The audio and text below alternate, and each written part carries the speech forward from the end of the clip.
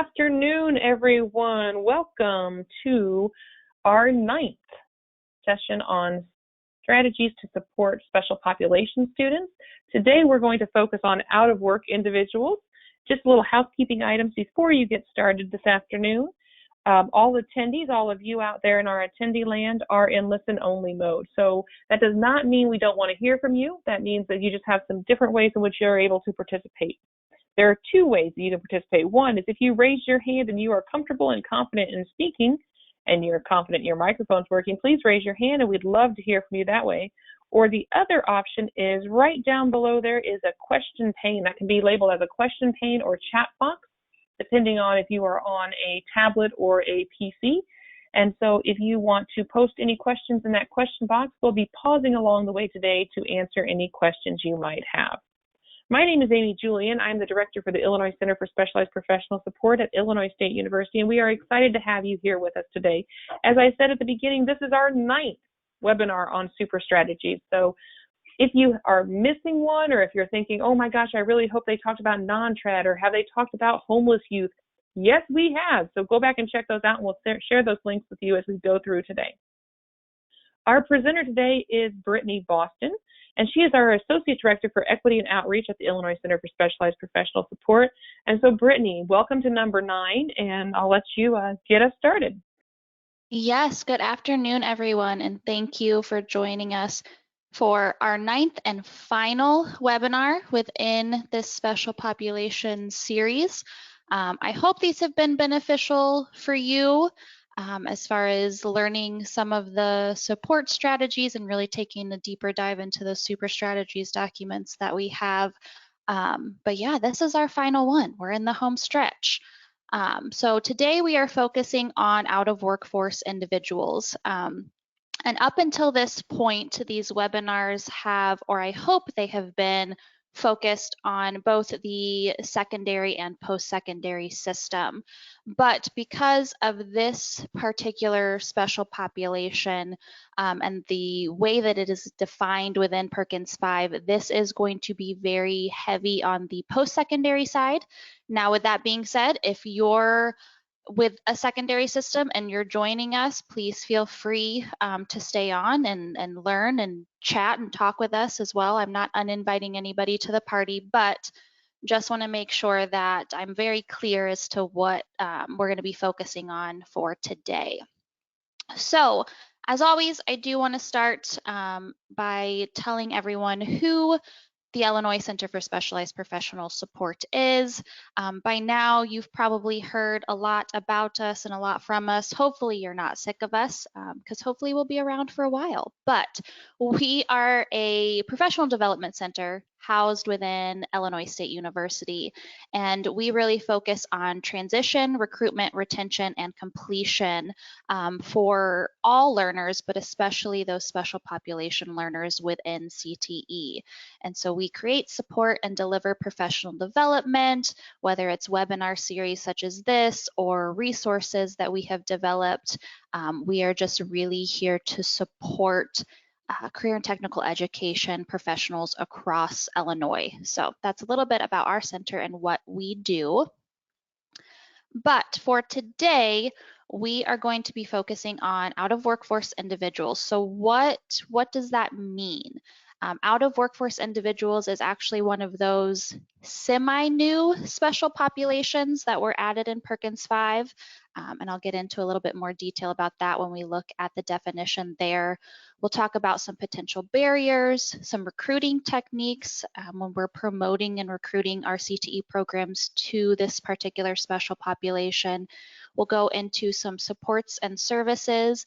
And then as always, I'm going to open it up for discussion and questions, because at this point, I hope you guys know that I love to hear from the programs. I want to hear from you as to where maybe you're having some difficulties or where you found successes when working with this special population, what you're doing now, what you plan to do in the future, and any questions you may have. And then I will also share out some additional resources, including some professional development that we have coming up as well. So who are out of workforce individuals? So if you have been around and been working with Perkins for a while, this term, this particular special population and the way it's been labeled is new for Perkins V, or the Strengthening Career and Technical Education for the 21st Century Act. However, I said it was only semi-new because it incorporates special populations that were existing in previous Perkins legislation. So out of workforce individuals actually incorporated displaced homemakers, and that in previous Perkins laws was a special population within and of itself. And so out of workforce individuals includes displaced homemakers, and that is defined within WIOA, or the Workforce Innovation and Opportunity Act. It is an individual who has worked primarily in the home to care for family, and maybe might have diminished marketable skills because of this. And then they are also an individual who is a parent whose youngest dependent child will become ineligible to receive assistance for Social Security not later than 2 years after the date of which the parent applies for assistance. So a little bit of legal jargon there, but basically saying that it's a parent whose child will no longer be receiving Social Security. Or it is an individual who is unemployed or underemployed. So maybe they need some upskilling. They want to, upgrade their employment, find promotions, and need to really work on the skills needed in order to do that. So what are some potential barriers that this special population may face? And again, I'm only hitting the iceberg here. I hope if anything that you've taken away from this series, it's that whether a student falls within a special population or not, we still want to look at the individual and meet the student where they are, what their particular circumstances are, and how that's impacting their enrollment within CTE and their educational process. But for out of workforce individuals, we touched base on it within the definition in and of itself, is those diminished marketable skills. So if they are, their role in their family was to be the head of the household and to take care of the home and the children and rear their children and help with education in that sense, they may not have those, what we refer to as employability skills, now that they are choosing to enter into the workforce, and may need the added support and training for those employability skills. The potential of a fixed mindset or low self-esteem. This may be a new environment that they're entering into, and I think we can all relate to, when it comes to learning something new that we're not familiar with, we're not confident in our skills with, it can impact our self-esteem, and it can be we can be hesitant and can be a little daunting at times. And so really working with them on encouraging them that this is in their wheelhouse. They are capable of doing this, and going back and getting that training and that certification or whatever it is that they are looking for. And potentially a lack of proper support systems. Again, whether that could be childcare, or maybe there isn't support for them making the choice to go back into the workforce, or potentially support within the job that they currently have, and making these choices to upskill and further their training and education. So now let's talk about recruitment. How do we reach this special population? How do we encourage them to enroll in our programs and get the information out about our CTE programs? So a lot of these you will see will overlap with the other special populations and the other webinars that we have done within this series. Because again, a lot of them do. When it comes to recruiting, when it comes to informing our students about CTE, it really is that exposure, word of mouth, those student success stories from current or completed students that we have, partnerships. Those are all recruitment marketing strategies across the board. But engaging our community leaders, engaging our human service agencies, administrators in the recruitment process. And so making sure that we have an open line of communication with these organizations. So when and if they are asked about the programs, or if they have an individual who comes to their desk or to their Zoom room and they are expressing where their need is, they can turn them over to you and encourage them to apply for these programs. So any of that informational material that you have about your programs and your services and can share with the other community agencies within your area is wonderful, so that they can have that background knowledge and share that out as well. And again, asking organizations to refer students that they think would benefit from your program, being able to pass that information along and sort of talk that talk to a certain point. And then at the same time, remembering to refer students to the partner organizations that you are working with if they could also benefit from their services. Again, having that be a partnership of, we have these services to help further their education and upskill and gain certification, but we're also going to refer to you for childcare services or transportation concerns, or whatever the case may be, really making that a true partnership. Emphasizing non-traditional careers. We know that students interested in non-traditional fields or careers is a special population in and of itself and has some added benefits. So really emphasizing the greater earning potential and the greater career satisfaction that could possibly be found by pursuing a non-traditional career or a non-traditional field for that particular student. Providing information on resources available at the community college. So what resources do you have? What services and supports do you have within your community college, within your institution, to help and assist these students in being successful within the program? And I'll get into some more options as to what that can look like here later in the webinar. And then also having those resources available for them that are through the social service agencies, community agencies. Again, going back to that partnership and being able to know the institutions and the agencies that are within your community, the role that they play, and how they can assist your students. Because as much as we can do what we can, we can't do what we can't. Hopefully that makes sense. I feel like I just talked in a circle there, but partnership is key. Whether we're a community college, there's only so much at our fingertips within our institution that we can provide for our students. And so making sure that we are partnering outside of our institution as well to meet those additional needs that we cannot meet for our students.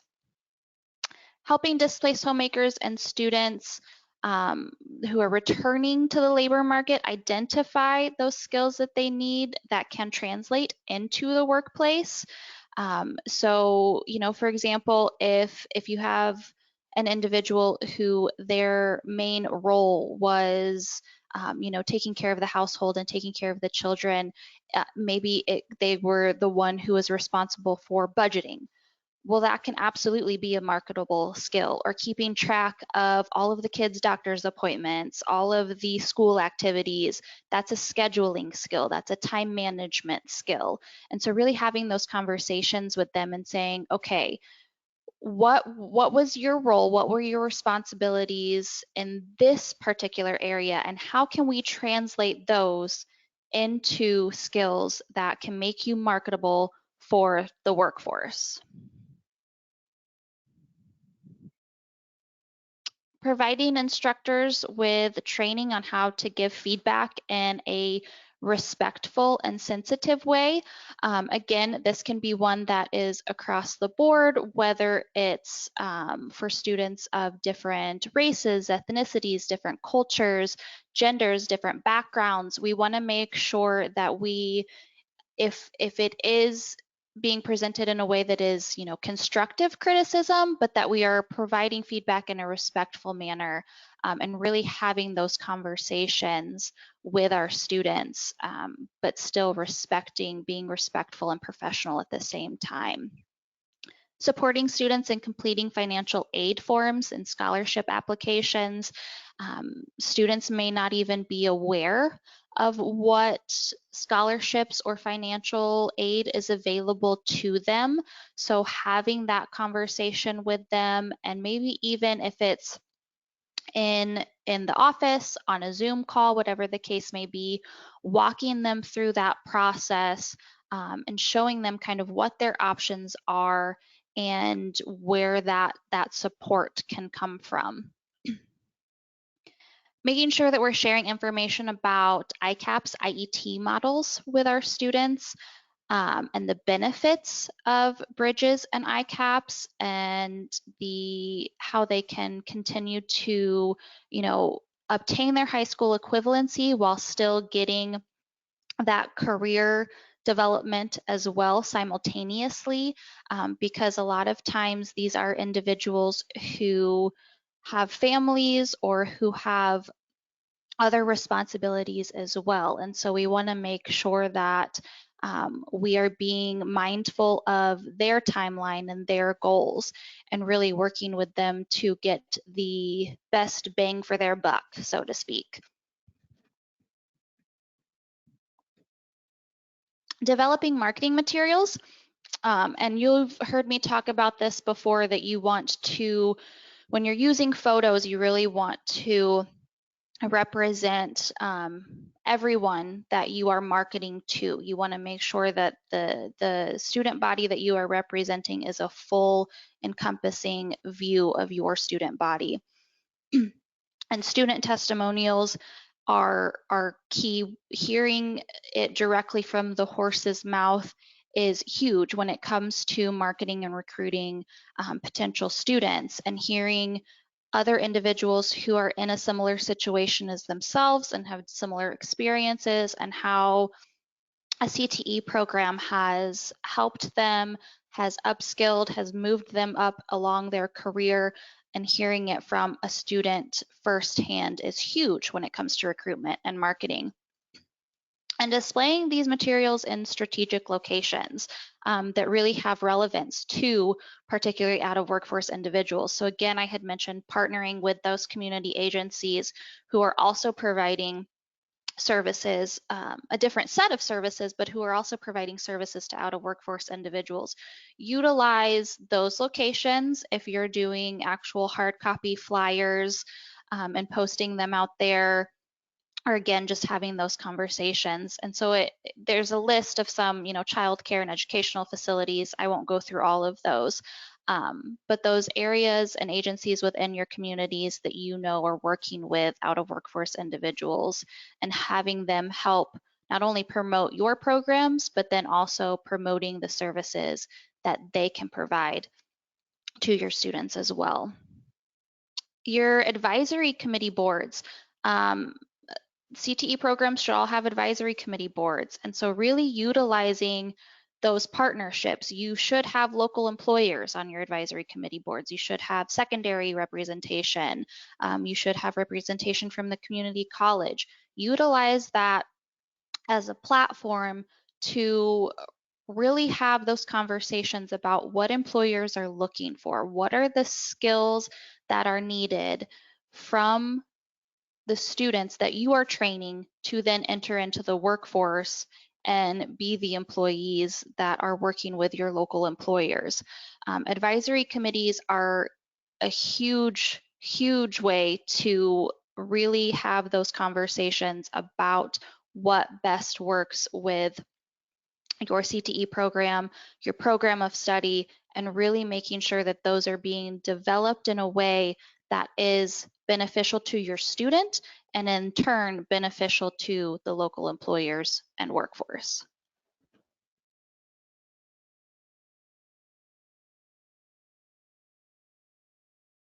Okay, so now we'll go into some supports and services. You heard me mention programs of study and making sure that you are building those programs of study around that local labor market information and those in-demand employment opportunities. Right now, I know many of the CTE programs are diving into, or I hope you're diving into, the programs of study expectations tool.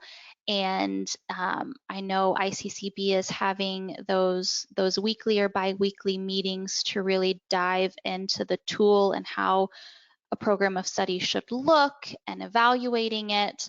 And again, I'm gonna reiterate what I just said, really utilizing those advisory committees to have those conversations with your local employers, because the whole point of a program of study, the whole point of these CTE programs is to train our students not only with the skills needed to do the specific job, but also those employability skills to keep that employment as well, so that once they do enter into the workforce full time and leave our little community college nest, they are able to be successful and fly on their own and provide the services that are expected from their employer. Reduce program completion time. And you can do this by making sure that coursework is relevant to the career pathway. And again, that's where that programs of study expectation tool comes into play. Not only is it meant to be utilized for new and developing programs of study, it's meant to be utilized as a resource to really look at your existing programs of study and make sure that the coursework is relevant, that the resources being used are relevant, because we want it to be meeting the demands of the workforce and the needs of the workforce, so that when they complete, they find employment. Looking at class schedules, potentially using distance learning, alternative delivery systems. You know, we have shifted completely due to the pandemic. A lot of things have been online. A lot of things are possibly moving to hybrid.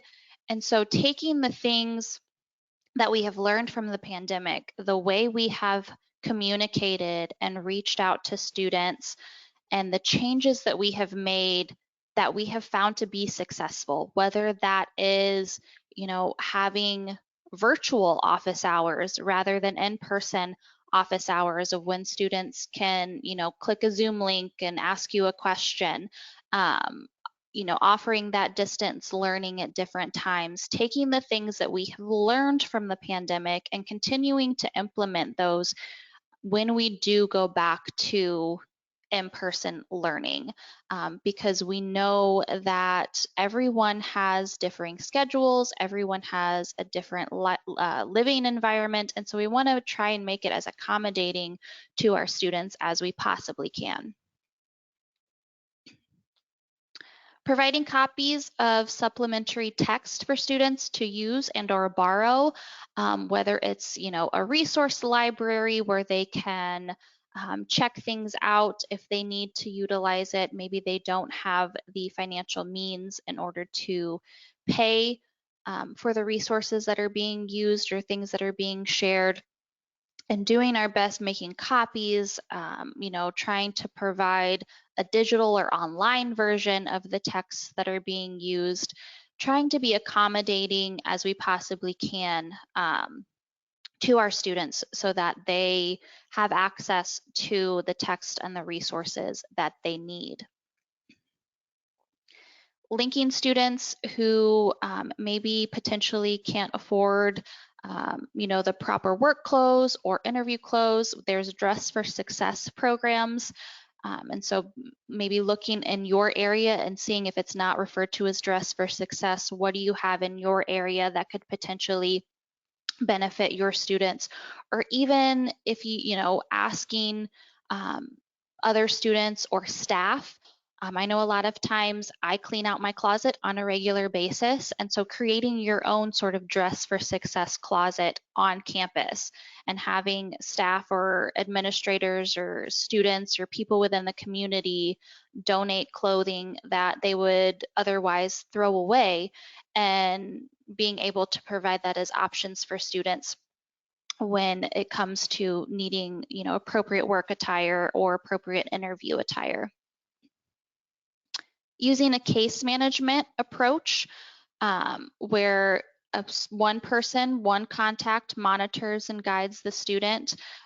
So whether that is an academic advisor, whether that's an instructor, again, throughout the series, I have referenced the importance of not only partnerships, but the importance of building relationships with a student in order for them to feel that connection to a program, to a community college, to an institution, building those relationships, having that one individual that they know their name, they are comfortable communicating with them, they know if they go to them, they will get an answer or find out the answer for them, and really solidifying that relationship and that connection for students.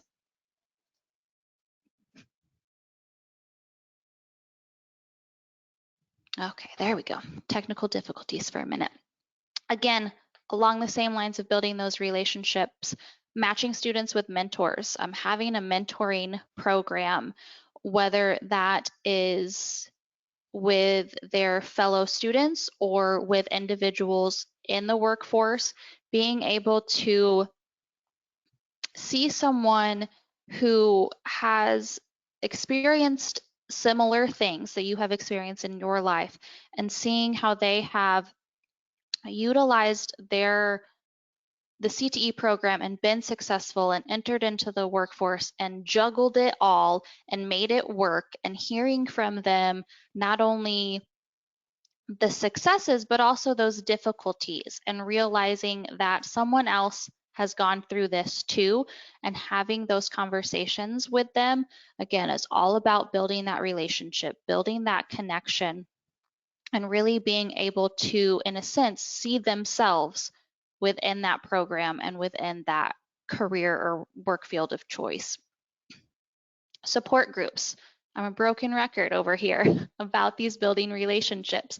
But again, organizing support groups, planning events that provide opportunities for students to meet each other, encouraging them to support other students, whether it's with classwork, homework, childcare, really developing that little support group that potentially students may not have. They may not have that family support. They may not have that outside support. So develop it with students within your institution, within your classroom, within your program, and have them be their own little network and their own little support group. Offering stress management classes. I think especially right now, we all know that juggling, a full-time job, juggling having children, juggling being enrolled in an educational program, living through a pandemic, it's all a lot. And some of us may not have the skills, or are learning that we don't have the skills, the proper skills of how to cope and how to handle our stress. And so offering those stress management classes to really assist students in strategies to relieve that stress, to manage that stress, whether it's, exercise, meditation, whatever may work for them. But knowing that you are giving them the skills that they need in order to be successful, not only throughout the program, but also in the workforce. We know that work life and employers and employment can be stressful as well. And so what are the proper ways to alleviate that stress and to manage that situation that keeps it professional? Presenting parenting classes and connecting individuals with respite agencies. I had mentioned how this population took on the displaced homemaker population as well. And so making sure that we are being cognizant of that these students have families, or they may have individuals who they were caring for that may have passed or are ill, and really being aware of each individual student's specific situation and how that impacts the choices that they make regarding their education and their training for employment. Identify and link students with community agencies to provide needed support. Again, pulling back to that partnership, make sure that you are doing your due diligence to know what agencies you have within your community and within your local area that can help provide additional assistance to your students that potentially your community college or your institution cannot. We all know that education and difficulties with coursework and homework or financial aid, those are not the only issues our students are facing. Our students have a life in a world outside of our programs, and that can impact, that life impacts the way they participate within our programs and their attention span and being able to focus and provide the necessary time and energy into the programs. So making sure that we are also offering support with other community agencies in those needed areas as well. And again, if possible, since they fall within a special population, assisting students with fees or transportation expenses, childcare, books. Perkins can help a little bit with some of these since they are a special population student. But again, I'm going to pull back to that partnership of what's available within your community, what's available in your local area to help support those students with any of those concerns.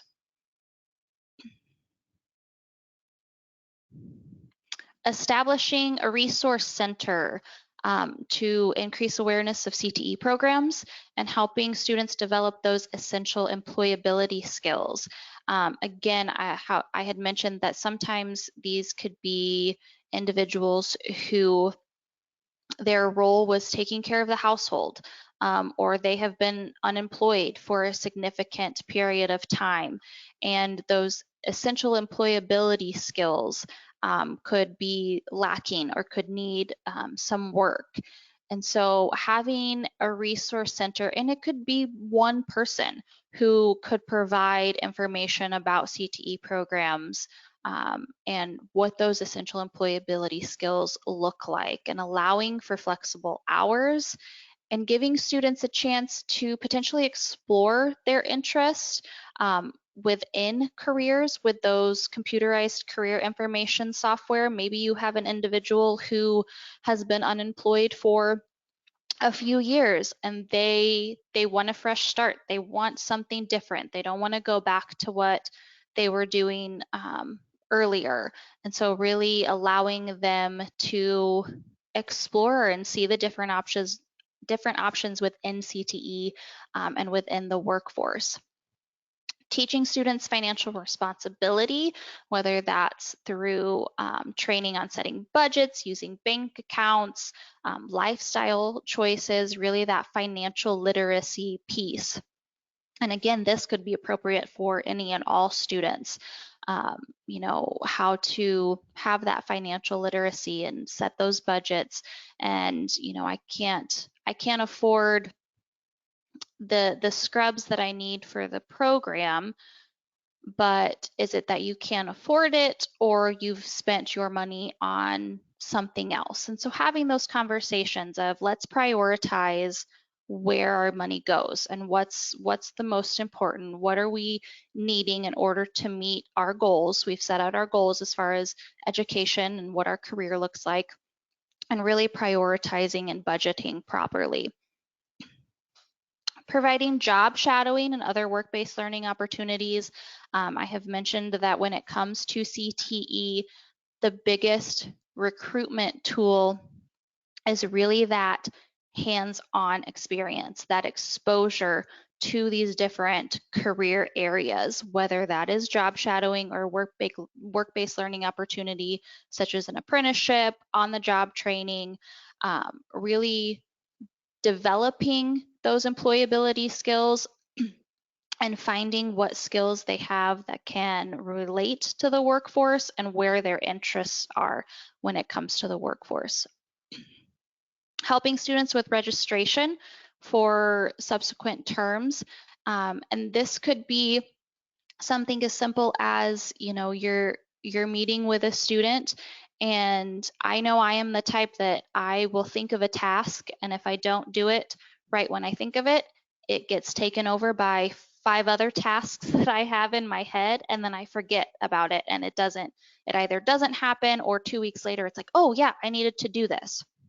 So when you're having those conversations, especially when it comes to retention and keeping our students enrolled in our programs and moving through those programs of study, sitting there with them and being like, all right, well, we're talking about it right now, so why don't we get you enrolled for next semester? Why don't we start looking at our classes and what our options are, and really helping them through that process. Offering academic advising services several times throughout the year or per the semester. And again, that's where that, potential enrollment conversation could happen, making sure that we're tracking student performance, tracking progress, having those conversations about what their goals are, maybe where those difficulties are. Is there a need for academic intervention? Are there other supports that you're needing that maybe are not available within the program, within the community college? Who can we reach out to? Just really having those conversations of, how is the program going? How are things working? Where are you feeling success at? What's stressing you? Where else? Where are those holes? Where else can we help here? Encouraging tutoring or study groups. So if you do have an individual who maybe feels as though they are floundering a bit or needs that added support or that academic intervention, utilizing any tutoring services that you have within your institution, or encouraging students within a program to form a study group, and help each other and assist each other through the process as well. All right, so enough of listening to me blabber on and talk. I want to hear from you guys. If you have questions about anything I just went over, if you have comments, things that you're currently doing with your students, whether it's recruitment of out-of-workforce individuals, how you've been supporting them now, how you plan to support them in the future. This is my time to be quiet and hear from you guys. Brittany, we do have a couple comments in the chat box, so I'll just walk through those. Rebecca mentioned that there are partnerships out there, and I cannot echo that sentiment enough. There are individuals who want to partner with you all, and so there is just a lot of strategies to being a good partner, but also seeking out those services for your students is so important. So thank you, Rebecca, for highlighting that for us. There was a question about, can you give some more examples of skills that translate into the workforce? And one of the first things that I shared there with all of you is I'll share it again, is the Essential Employability Skills Framework, which was developed by the state of Illinois. It's actually scheduled to be updated this summer, and it was developed by the state of Illinois, I want to say about 4 or 5 years ago, probably not that long. And really looks at, we brought together employers, we brought together chambers of commerce, we brought together adult education, workforce, career and tech ed, academic sides of the house, and said, what are those essential employability skills? What are those examples of skills that really translate into the workforce? And it came up with work ethic, personal ethic, critical thinking, and communication skills. So if you're looking for some resources there, please take a look at that great resource. And if you are looking for additional professional development on the essential employability skills, that is something that Brittany and I can both help you with as well. Brittany, anything you want to add to that with the examples of skills that translate into the workplace? Yeah, well, and I think too, it really, you want to have those conversations with your potential students or your current students. So one of the examples I gave is maybe you have an individual who, before enrolling in your program or showing interest in your program, their role was managing their household. They were watching after their kids, they were helping with e-learning, they were scheduling the doctor's appointments, and so that in and of itself takes huge time management skills. And so really digging a little deeper when it comes to those conversations with students and where they were prior to coming to you, and wanting to enroll in the program, and seeing how, I mean, obviously you have to build off of it a bit more, right? But seeing how you can encourage that self-esteem and that growth mindset of, okay, so maybe you feel like you can't do this, but you kept track of 3 kiddos and their doctor's appointments and their school programs and all of the needs for them. You scheduled all of that. So you have time management skills right there. And just really having those conversations with them and encouraging them and building off of those existing skills that can translate into the workforce, but obviously through additional education and training can be upskilled and built upon as well. Fantastic. Thank you for that. Another comment is from Rebecca. She is currently working with the Human Services County Health Department and highlighting that they do not have good transportation system in Southern Illinois, which many of us are aware of. She works with food banks, churches, local pre-Ks, home service groups. It is mind-boggling to her how many people want to work together but do not know each other, and so it's even in a small community. So she works with her community college and YES programs and Goodwill, and I think that's just a really great illustration of how to be a great partner. So thank you for that, Rebecca. We have another individual that says, sounds like a full-time job and being a full-time adult education teacher, doing online classes also. Do other groups have full-time people gathering this information? I think it is important, but a huge task. And that comes out to us from Colleen. So do you want to speak to that, Brittany, as I look through the next one? Yes, so I may need a little bit more feedback from you, Colleen, there as far as gathering information. Are you looking for gathering information as to what partners are in your local area? Maybe she can either raise her hand or post that in the chat, because a lot of this stuff is really about, to Rebecca's point, about those partnerships and utilizing the partnerships in the area.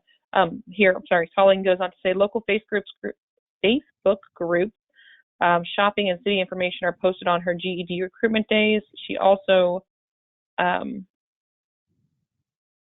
for students to check out their unemployment and workforce that directs them to search WIOA and its opportunities. They have an Employability Skills Academy, which is fantastic, that offers students certificates when they finish. We also send recruiters to IDES and meetings with TANF, which is fantastic. So it sounds, I merged two, very sorry. So I apologize. So first, Colleen is talking about making sure that the recruitment centers and high schools get the information that they need, and Facebook is a great way to share that. Put a period at the end of that one. Then Zoe shared with us, so thank you, Zoe, that she has financial aid checklist items for students who apply and indicate they're unemployed and out of work that directs them to research WIOA and its opportunities. Zoe also talks about the the Employability Skills Academy that offers students certificates when they finish, and they also send recruiters to IDES, the RESEA meetings and TANF meetings that happen monthly when they are offering, just kind of fell off there, when they are offering out, I'm going to say when they are offered, because it just kind of dropped off. So awesome, Zoe. And then Colleen, if you want to add a little bit more as to what is that research that you're referencing that could be a full-time job, because I think there's a lot of people helping you with that lift if we look at the larger picture. Go ahead, Brittany. I'm sorry, I heard. Well, and I think too, I'm going to assume here, Colleen, that you're talking potentially about partnerships and what's available there. Correct me if I'm wrong, but until you do, I'm going to go off on my little tangent here for a minute. I think when it comes to partnerships, I think one, don't be afraid to pick up a phone or email someone within your area, whether it's a CTE program, an adult education program, anyone within your local area, and just say, hey, who are you working with when it comes to your programs, or what are some of the services that you know that are available within our local area that you've already talked to? And again, I'm going to lean back on those advisory committee boards. Your CTE programs should have an advisory committee board. And that is a perfect platform for you to have those conversations. You should have local employers represented on those advisory committee boards. You should have an adult ed representative, a secondary system representative, and that is the perfect environment to have those conversations of who's already partnering with, a child care provider or someone who can help with paying a gas bill, or a community action agency. Who's already partnering with those individuals and can kind of get us in the door and provide additional services to our other students as well, and really continuing those conversations. And so I think I believe it was Rebecca's point, a lot of times people want to partner and work together, but they don't know that the other person wants to partner and work together. It's almost like you're at a school dance, right? And like you wanna ask I was the thinking girl that to exact dance. same thing. Middle school dance. Exactly. You want to ask your friend to dance, but you don't know if she's gonna say yes, but she wants you to ask her to dance. Just ask her. Ask them to dance. And if they say no, they say no, and then you move on to the next. But at the end, you also want to sell it as okay, here's how here's how you're going to support our students, and then here's how we're going to support you in return. Because at the end of the day, especially when we're talking about, the education system and employers, as educators, you are providing students with the skills and the certifications and the employability skills that employers are looking for. You are providing your local employers with a trained workforce. And so it's only in their best interest that they would work with you on that process. So I'll stop there before I continue too much on my little soapbox. She did add a little bit more. So Colleen did add, she said, I think there is just so many great ideas to implement that you both shared. It is hard to pick where to start by collecting those local partnerships. And I think what Brittany is saying, and one of my favorite terms, is pick those individuals or those programs or those partners that are most responsive. Mm-hmm. Who wants to come to your party? Who wants to dance with you? Or what are the needs of your students? Start there. I need childcare, so how can I get my students childcare? And start with that. When grant writing for programs, a huge strength is partnering with others, and yes, it is. So having those partners in your corner. And when you're looking at any part of the state, I don't care if you're sitting in Chicago right now. I don't care if you're sitting in Ina checking out, beautiful Rend Lake at the moment, or if you're in Galesburg and you're enjoying, the lovely, well, actually it's cloudy right now in Central Illinois, but wherever you are, I want you to be thinking about who are those partners in your community and how can we leverage them to better serve our students. And starting with that advisory board that every CTE program, dare I say, is required to have, is a really great place to start, because those people are already invested in your institution. So, hey, I saw you at this party, I think you could offer this, can we hang out, things like that. I think is a really great way, and that was very informal, and that's not how we will talk, of course, but way to really leverage those resources and say, this is what I can do for you, what can you do for me? The other part is listening for opportunity is really important when building partnerships. So when we talk about stakeholder engagement, we talk about that win-win a lot, but we also talk about listening for opportunity. So when you're at those meetings, when you're engaging with your community, instead of, as my dear father loves to say, instead of waiting for my turn to talk, it is important to listen for how you can enhance and improve the conversation. So how do you listen for those opportunities of partnership? Hey, I heard you need this, and look at that. If you need a worker here, I have these people, and this is how we can work together. Network, network, network. Absolutely, Rebecca. Love it. Absolutely. Yes. Any other comments out there? Thank you all for the comments that have been coming in. This is fantastic. We love hearing from you. Yeah, and I will, while they're still coming in, I'll continue on here just to share out some additional resources. So as we had mentioned, this is the 9th webinar within a series. If you have missed any of the other 8 webinars on the special population super strategies, they are recorded. The PowerPoints are shared on that handout. And speaking of, the handout for this PowerPoint is within your little GoToWebinar toolbar, so be sure to download that so you can access the links of all of the additional resources here. We also have a bunch of recruitment strategies that we have been putting together, whether it's looking at social media and how to utilize that, looking at your website and how accessible it is and how easy it is for interested and potential students to find the information they need, and utilizing your website as a recruitment tool. All of any webinars or resources that we have created regarding recruitment and marketing is on that page right there. And then also some WIOA professional development. You know, we're talking about out of workforce individuals. And so partnership and working with WIOA and all of the fun that comes along with that. And we do Wednesday webinars every Wednesday. And so all of that information and any of the other previous recordings or resources that were shared are on that link as well. And then speaking of WIOA, yeah, go ahead. I was going to say, just a note there, everything that we do is absolutely free. Absolutely free.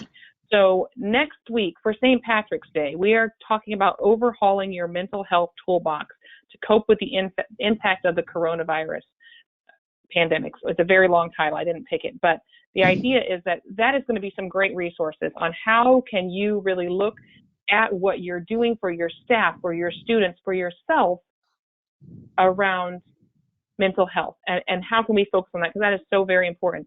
We're also providing services for persons with sensory disabilities. That's coming up on the 24th.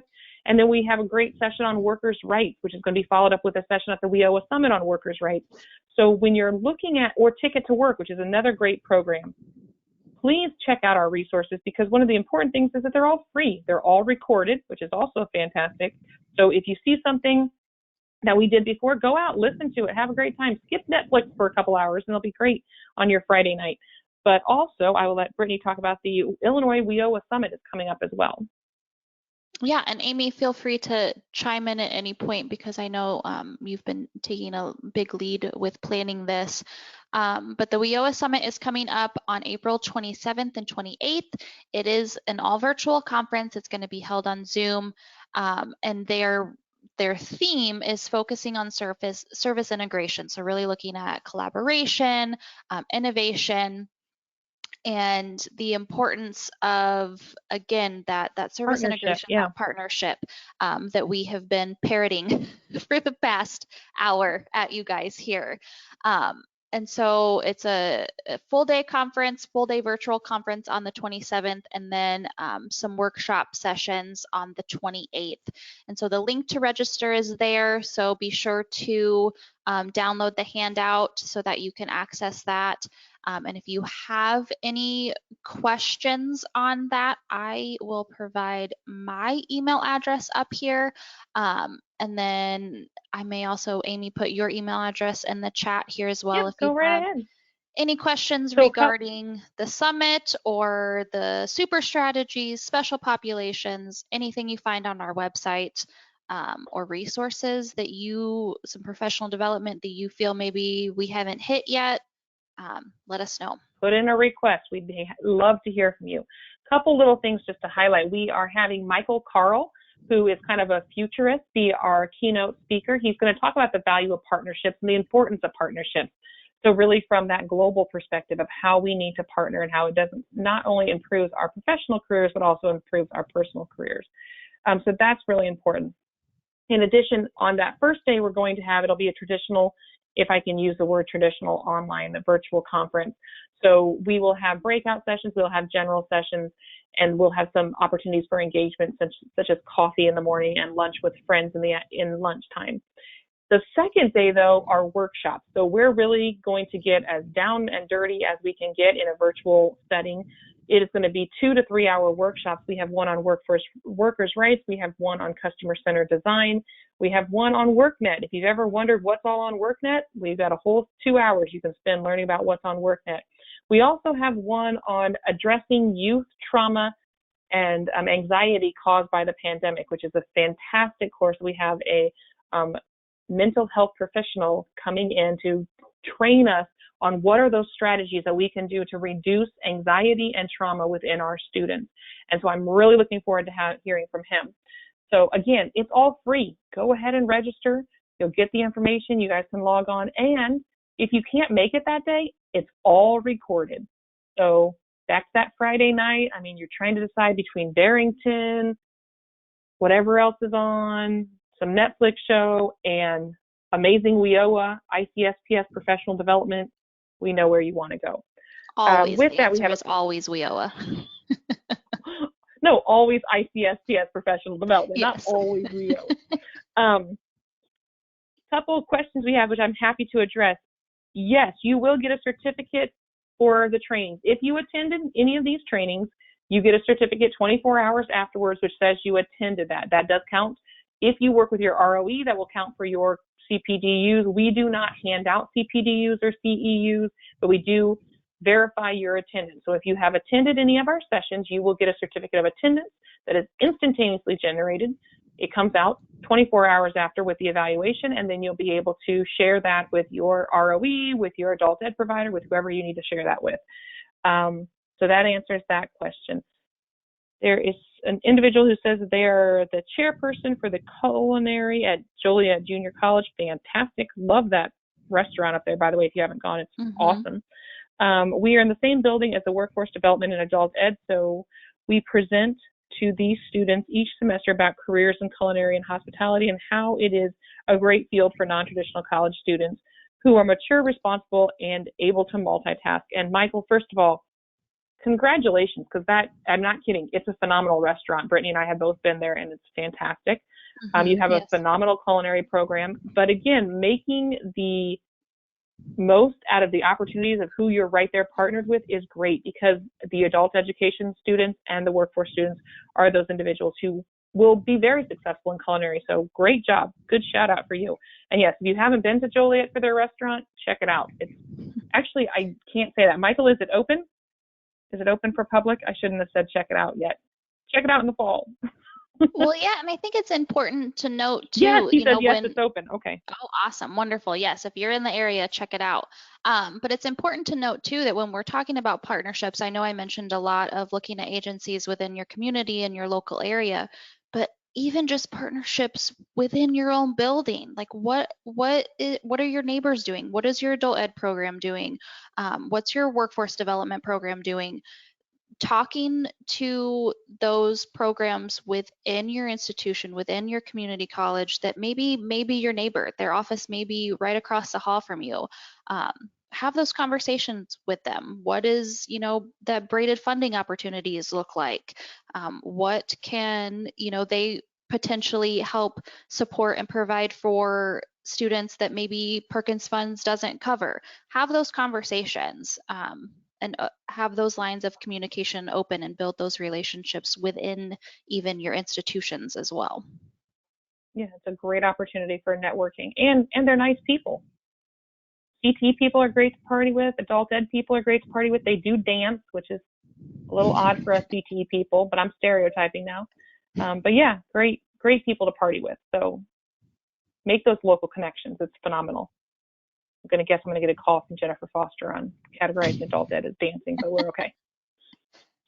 You all know you do. I've seen the IASA. With both sides, so we're I was going to say, yeah. Last year at this time we would have been at IASA next week, and y'all did dance. So. Yes, I know. All it's good sad. Things. Someday we'll see each other. Someday. Forum for again. Excellence, guys. We're going to try to get back together for that Forum for Excellence. So with that, we are at 3:30, and I'm seeing a lot of thank yous and yes, and that yes, acknowledging that I didn't terribly stereotype anybody. I want to thank you all for your time. I'll hand it over to Brittany to thank you all, but I really do enjoy the commenting and the questioning, because that does make these go a lot faster, and also allow you to have that engagement, because otherwise you're just listening to us talk. Yes, absolutely. And I talk a lot. I have two. Rebecca just said, have a great week, and yes, we can dance. I'm like, yes, you can. Yeah. Yes. But yes, we do want to be respectful of your time. And yes, thank you so much for the feedback and the engagement here with myself and Amy. We greatly appreciate it. And as I said, if you have any questions regarding the previous webinars, the super strategies themselves, special populations, please feel free to email me, and I will do my best to provide support and assistance. And that wraps up our Special Populations webinar series. So have a wonderful rest of your day, and I hope that this was helpful for everyone. So thank you and happy Wednesday.